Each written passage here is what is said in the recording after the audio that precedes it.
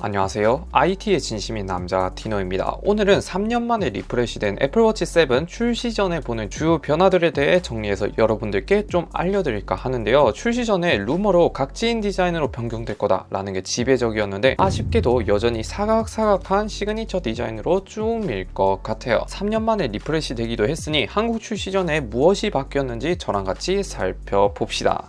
가장 먼저 외관부터 볼까요? 아이폰 12, 아이폰 13 시리즈처럼 각진 디자인으로 나올 줄 알았지만 동글동글하고 사각한 애플워치 시그니처 디자인으로 그대로 쭉 밀고 왔어요. 전작이랑 비교해볼 때 뭐가 달라졌냐? 먼저 동글동글하고 사각했던 디자인이 좀 더 동글동글해졌다고 해요. 전작보다 더 라운딩 처리가 되어 있고 디스플레이도 하우징 사이 간격을 부드럽게 하나처럼 통합시켰다고 합니다. 여기에 색상도 보면 미드나이트, 스타라이트, 프로덕트 레드, 블루, 그리고 그린까지 총 5가지 컬러가 나왔어요. 레드나 블루를 구매 예정이시라면 저는 웬만하면 존버를 추천드릴게요. 전작도 블루랑 레드가 잘 안 팔려서 후반에 핫딜로 계속 풀렸던데 아마 재고가 넘치면 할인을 자주 할 것 같습니다. 이 점 참고해 두시고 소재도 바뀌었는데 가장 먼저 글래스 소재가 전작에는 알루미늄에만 이온엑스 소재를 적용했는데 이 친구가 기스에 상당히 약한 편이라 저는 강화 유리를 무조건 붙이고 쓰게 되더라고요. 그런데 이제는 알루미늄에도 사파이어 크리스탈을 적용했습니다. 여기에 IP6X 등급까지 받아서 찍힘이라든지 먼지 그리고 방수까지 일상생활에서 크게 걱정 없이 사용이 가능할 것 같네요.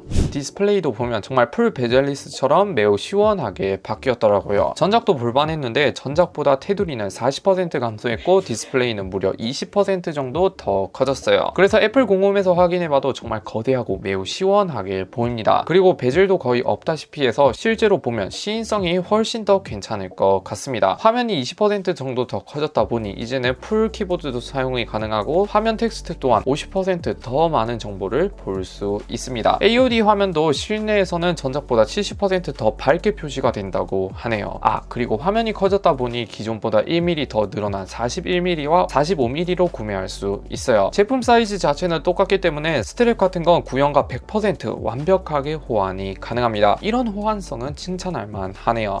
성능도 보면 이번에 이례적으로 칩셋에 대한 얘기라든지 성능에 대한 얘기가 안 나왔는데 아마 퍼포먼스는 전작과 비슷한 수준을 보여준다고 해요. 그리고 운동도 몇 가지 추가가 되었는데 가장 먼저 테니스를 칠 때 시속을 측정하거나 골프 스윙 시 몇 미터를 날아갔는지 야외 사이클 시에 평균 시속이 몇인지 상당히 계산하기 복잡한 운동들도 측정이 가능합니다. 확실히 애플워치가 피트니스용으로는 제일 준수한 것 같네요. 그리고 애플 피트니스라는 구독 서비스도 소개를 했는데 세계적으로 유명한 운동 강사들이 운동을 어떻게 하는지 도움을 주는 강의인데 집에서 운동을 하시는 분들에게 매우 괜찮아 보이지만 아쉽게도 이 서비스는 한국어 미지원이라 당분간 한국 출시 계획은 없다고 하네요. 그리고 추가 기능들도 볼 때 전작과 비교해보면 새로 나온 기능이 없습니다. 혈중 상수 농도라든지 ECG를 지원하지만 이거는 원래부터 지원했던 것이고 수면 측정 또한 기존에 지원을 했는데 이런 측정 기능은 갤럭시 워치와 비교해보면 조금 아쉽다 생각이 드네요. 물론 이런 기능들은 별로 사용을 안 하긴 하지만 다다익선이라고 많으면 많을수록 더 좋겠죠. 이거 말고도 한국인들이 좋아할 만한 소식이 있는데 바로 충전 속도가 33% 더 빨라졌다고 합니다. 애플워치 충전 속도가 상당히 느려서 보통 자기 전에 충전하고 일어나서 착용하는 패턴으로 많이들 쓰시는데 이제는 45분 충전으로 80% 충전이 가능합니다.